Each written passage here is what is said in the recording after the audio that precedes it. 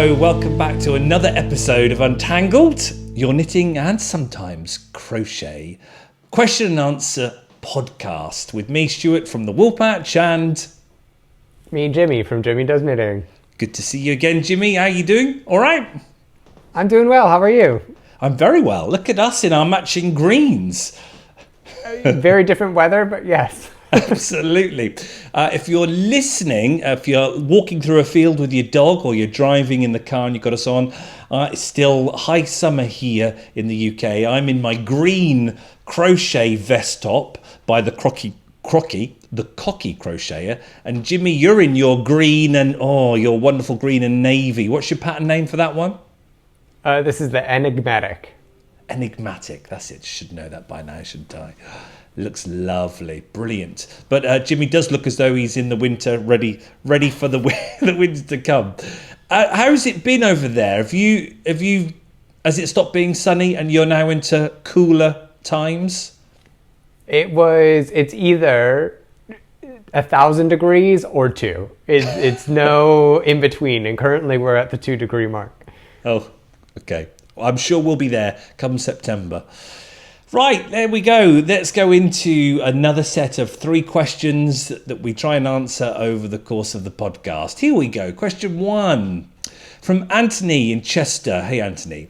Hi, Stuart and Jimmy. First of all, I love the podcast and look forward to every week. Oh, thank you very much. That's good to know. We love doing it. I am currently knitting a sweater, top down in the round. The designer is asking for an Italian bind-off with 2 rows of double knitting as a setup. My first question is, what is the purpose of the 2 rows of double knitting prior to the bind-off? Most tutorials do not include this. Secondly, I'm slightly confused with the actual process and it seems to have different names. Is the Italian bind-off the same as a tubular bind-off? If not, do you know the difference? Finally, I appreciate it's ultimately the designer's choice, but what is good about the Italian bind-off? Are there better, simpler bind-offs that give the same effect? I had seen a bind-off recommended called Jenny's Surprisingly Stretchy Bind-Off, but I'm not familiar with it. The pattern I'm working on is Storm Sweater by Petite Knits. Many thanks for your time and I look forward to further episodes. Oh, cheers, Anthony. Okay, Jimmy, that was a long old question and detailed. So let's start from the top. My first question is, what's the purpose of the 2 rows of double knitting prior to the bind off with the Italian bind off?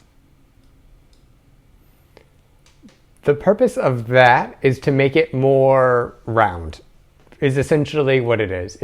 There's the bind off is the same. It is a sewn bind off that is, I think, very similar to a Kitchener stitch. And what it does is, the purpose of a sewn bind off is to get the edge in pattern. So let me hold this one up. So this is a Italian bind off, and this is going to be hard to do because I knit in very dark yarns. But this one has the 2 setup rows. And I don't know if you can see it, but it has a nice sort of like roll on the hem part. It's nice and gradual, and the setup rows add that little extra amount to it. So it makes it more like this. Whereas if you don't do the setup rows, it's a little bit flatter. And then you can see it's usually used on 1x1 ribbing. There's a way to do it by 2x2 ribbing. That's a little bit more complicated.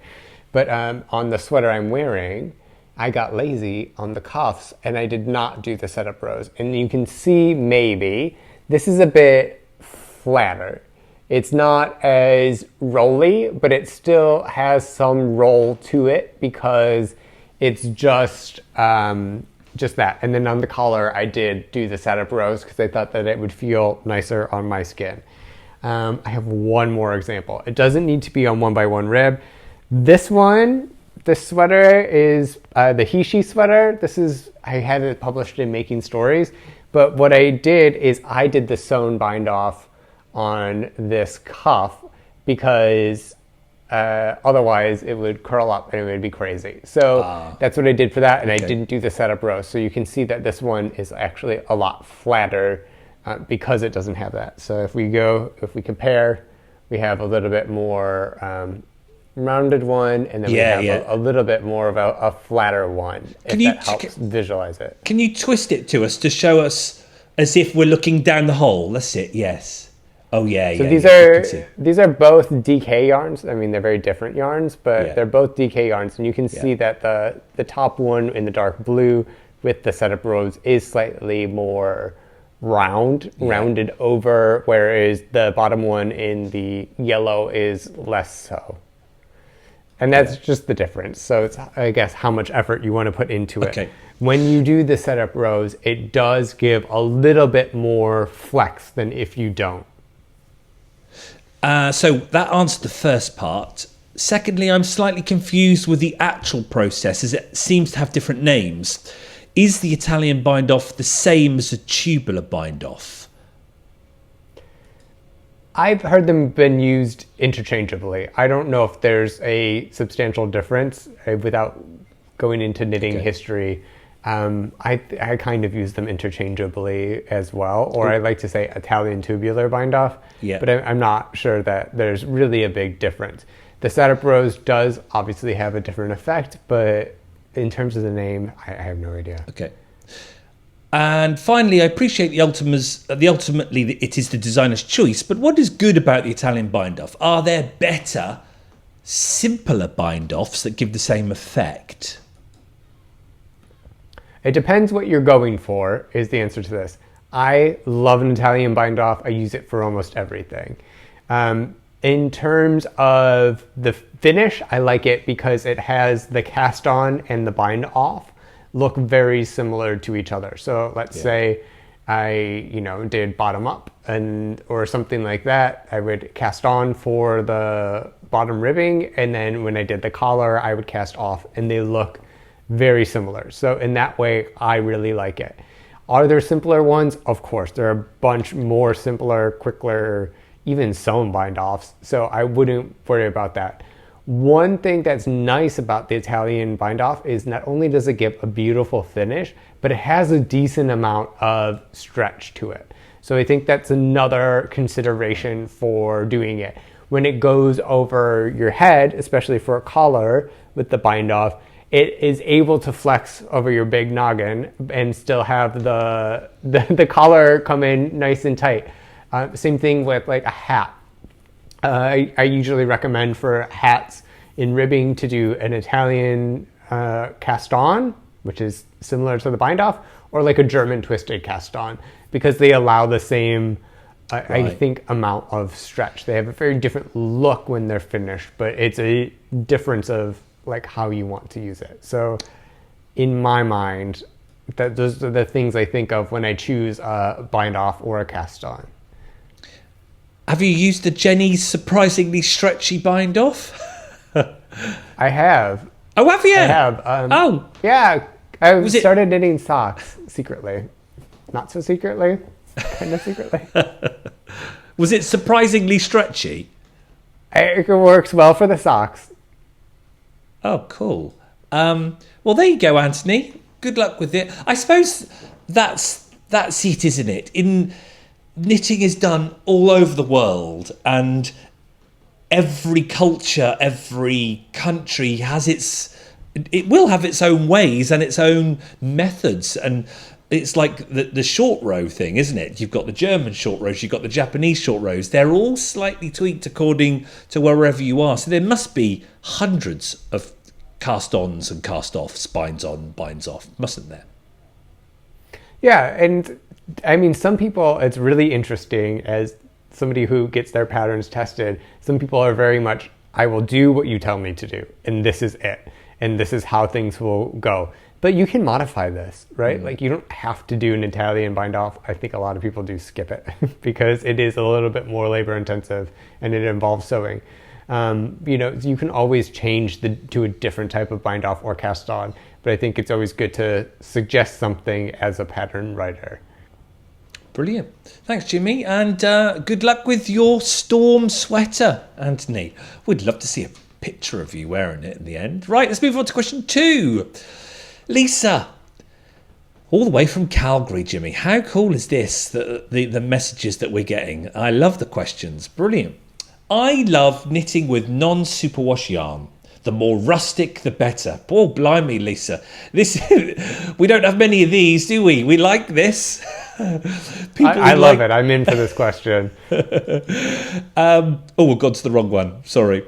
The more rustic, the better. I have a good tolerance for it against my skin, but it would be nice if it was just a little bit softer when wearing it.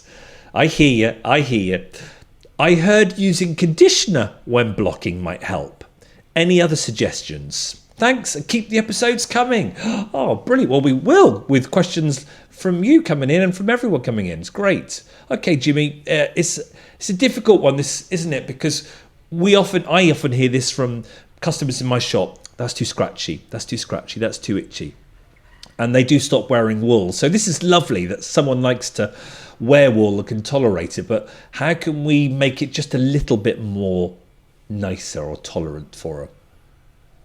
I have a couple of thoughts about this. So the thing that makes wool like scratchy usually is the micron count. So how thin or how fine the wool is. So your Boufflés, Leicesters, your Merinos have a very high micron count, which means that it's going to be like softer on your skin. Yeah. And so that's what we're talking about typically with this stuff. So the micron count, also a little bit of how the yarn is spun will affect this. Now, I'm thinking that there are a couple things. I've actually conditioned a sweater before. Have you ever done that, Stuart? I haven't, but I have recently heard that washing it in hair conditioner can really just sort those fibres out. Remember, that's the micron count on those fibres on each wool hair coming off and their shape and everything. And the conditioner can just make them a bit smoother and less prickly. But I've not tried it, but I have heard about it. It does work to an extent. So, I mean, wool and hair are two slightly different things, but they're relatively the same. So what conditioner will do is help smooth it out on like a micro level, but sometimes depending on what type of conditioner you use, they also can coat the fiber slightly to make it a little bit more palatable on next to your skin. Another thing which I will say is with Holst yarn, I think a lot of the reason why people don't like knitting with that is because it feels rough and tough on your skin. Part of that is because it's 50% Shetland, but part of that is because it has a tremendous amount of spinning oil or lanolin or like natural sheep oils within there. And so what I would actually recommend is make sure that you wash things well, because that will help smooth it over.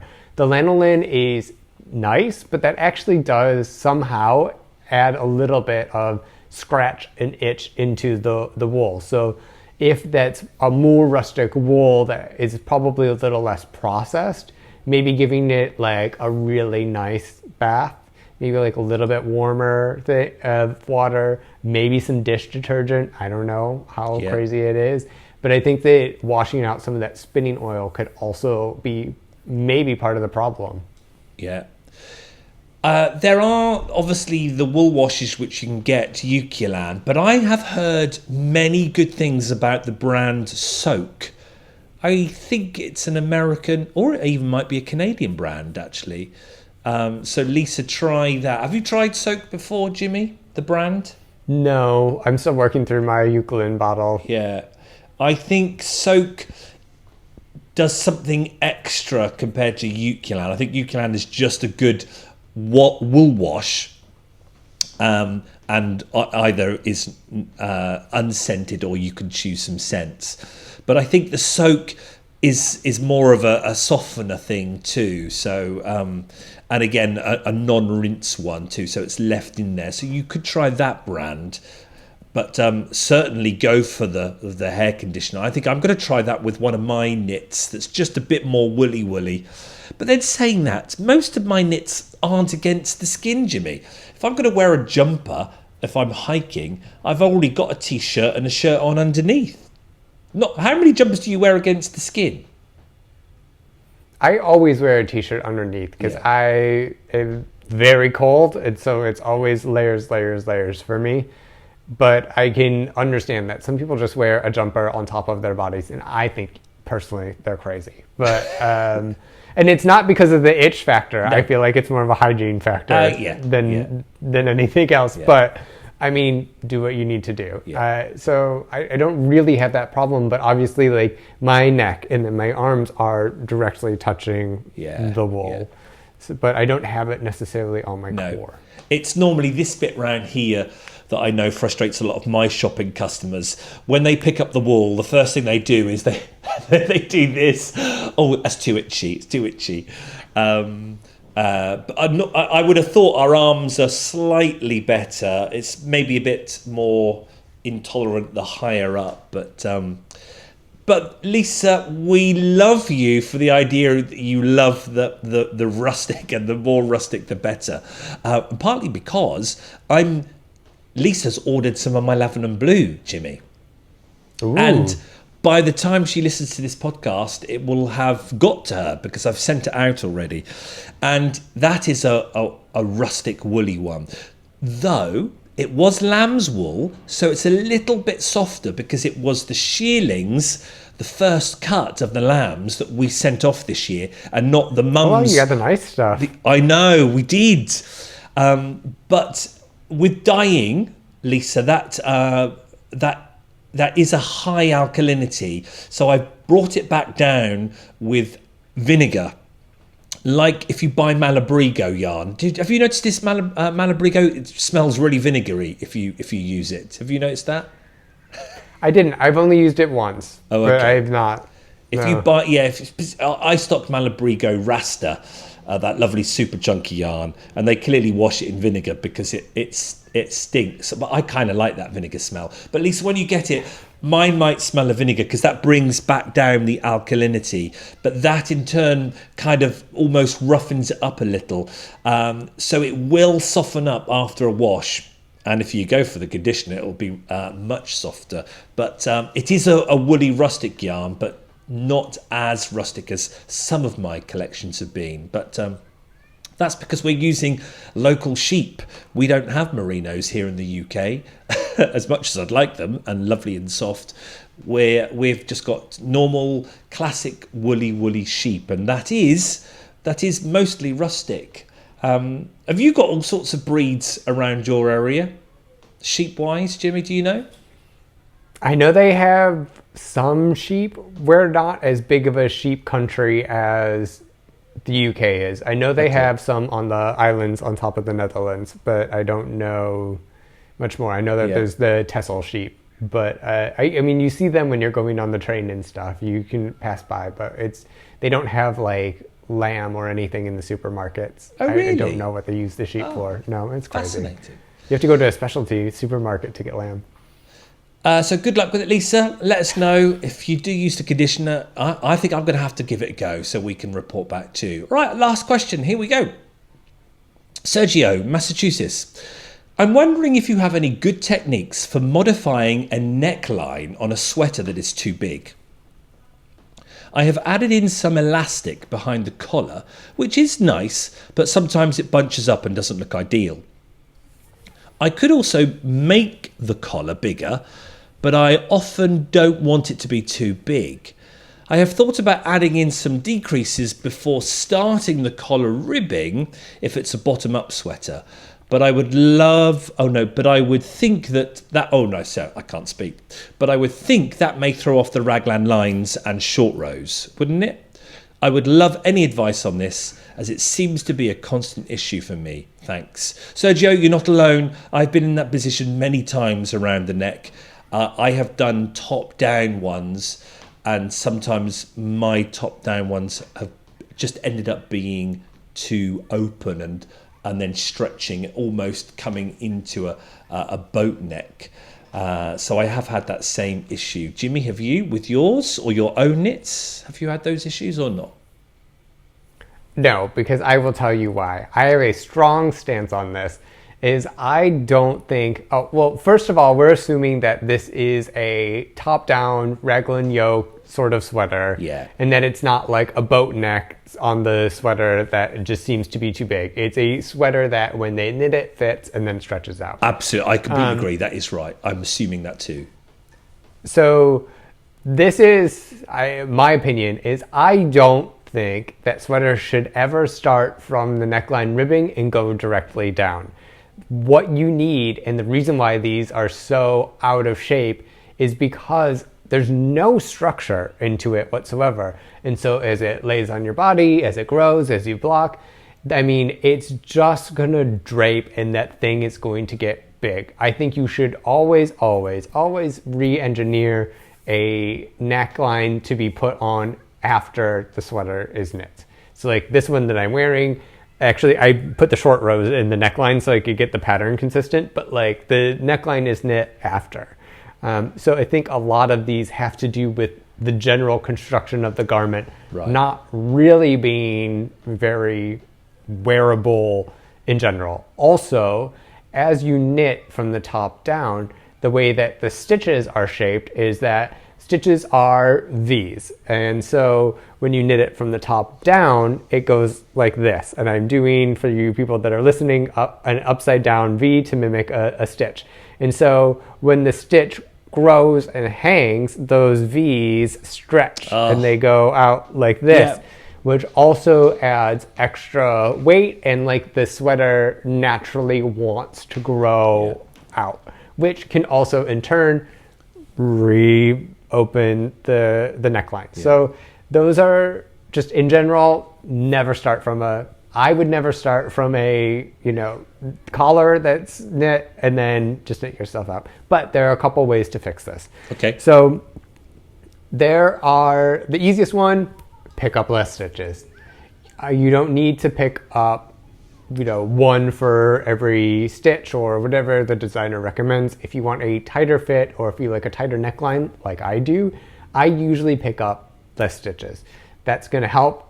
If you pick up too few, then it does bunch and it gets a little weird, but that happens.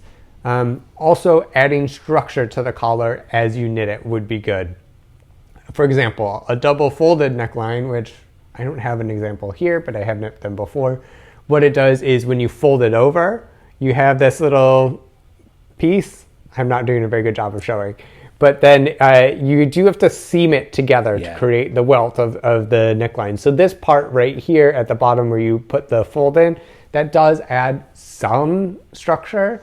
I do find that like the very top of it tends to flare out after a while, especially if it's not like pressed or something like that. Not my favorite, but your elastic idea also works. Now, I talked to Stuart before this, and he and I both recommend this.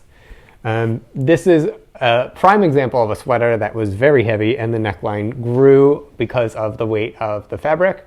And it is a beautiful sweater that I designed just as an experiment. But this is a crochet neckline. And so it's a crochet reinforcement, and the crochet is just not budging. You can see it's pretty stiff. It's things not really like moving anywhere. So if you do this crochet reinforcement, I think that it's a great way to like really stabilize a collar. And if you do it correctly, you don't see it on the other side, this side right here. So I would recommend probably a crochet is the easiest way to do it. And it will cinch things in, especially if you go in with like, let's say the neckline was knit on like a 3mm, you go in with like a 2.5mm hook and do that. You can really cinch it in a little bit and it can be more stable. Absolutely. So that's what I would recommend, is either modifying how it's written or just go in there and get it. Yeah, and it will cinch it in, but it won't do it what Sergio was saying there, that he uses the elastic, but it bunches up. That doesn't happen at all with the crochet. It's great, and it does stabilize it completely. And there are loads of YouTube tutorials on how to do it. I think Oh, of course, yes. The one I watched was Roxanne Richardson doing it. And sometimes you do it just across the back. Sometimes you can do the curve, and the curve, it is completely up to you how long you want it for, isn't it? Was yours just across the back or all? No, I did the whole thing because the Yeah. sweater's super Yeah. heavy. It's so comfortable, but it's super heavy. So I made sure that whole thing was just nice Yeah. and tight. What the issue is the garment is just lacking structure. Yeah. That's the problem that you're having. What do I have here? Oh, sorry. There was some bump on my sweater and it was just the yarn. Phew. It's lacking structure. You just need to put in structure to the garment or modify it in a way that when it does grow, it's anticipated. Oh, I love it. There you go, Sergio. All the best. Hopefully you'll now have your jumpers that you love now and you'll keep wearing so they, rather than flaring out. But I know exactly what you mean because it's happened to me so many times. Well, there we are, Jimmy. It's another 3 done. Another 3 questions done. Wow, goes fast. It's great, isn't it? Love it. Thank you very much for sending in your questions. We've got loads to get through. I think there was about 15 to 20 questions on there from our last call a couple of weeks ago. So if you have sent in a question, we will get to it at some point over the coming weeks. Catch you next week for another episode of Untangled. Until then, happy knitting everyone and happy crocheting. See you later. Cheers. Bye. Bye.